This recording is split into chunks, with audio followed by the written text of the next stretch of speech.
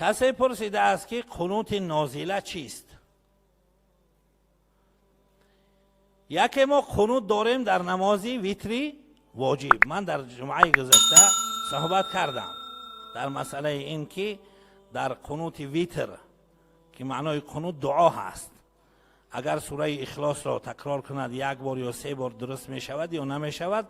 گفتم که فقهای مذهب ما و شما متأخرین اختلاف دارند. در کتاب ما متقدمین از این ذکر نیست که خوانده بشود. اکثر فقها بر همین نظریه هستند که درست نیست، بعضی‌ها گفتند که درست هست. بنابراین نخواندنش بهتر هست. برای چی؟ برای که از مسئله اختلافی همه وقت بیرون برآمدن اولا هست.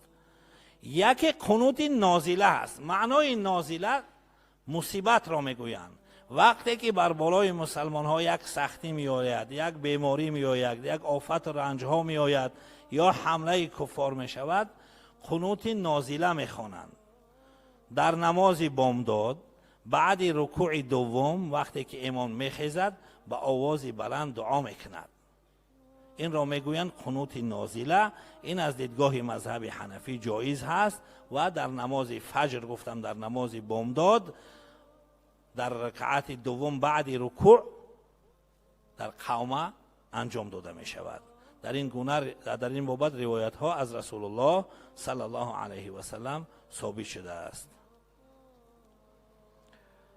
در شرح منیت المصلی می فرماید که قال الحافظ ابو جعفر الطحاوی لا يقنط عندنا في صلاة الفجر من غير بلية فإن وقعت فتنة أو بلية فلا بأس به. ابو جعفر الطحاوی رحمت الله علیه می فرماید که قنوت خوانده نمی شود در نزد ما در نماز فجر مگر در نماز بامداد در غیر از بلا. وقتی که بلا یا فتنه بر بالای مسلمان ها بیاید پس باکی نیست که در نماز فجر قنوت خوانده شود. و اما القنوت فی الصلوات کلها للنوازل فلم یقل به الا الشافعی. در باقی نمازها در 4 وقت دیگر غیر از امام شافعی هیچ کسی نگفته است که قنوت خوانده شود. در نزد امام شافعی قنوت نازله در هر 5 وقت نماز خوانده می شود. در مذهب ما فقط در نماز بامداد در وقت مصیبت یا فتنه بر بالای، فتنه به معنای کشتار و جنگ هست، بیاید قنوت خواندن درست هست.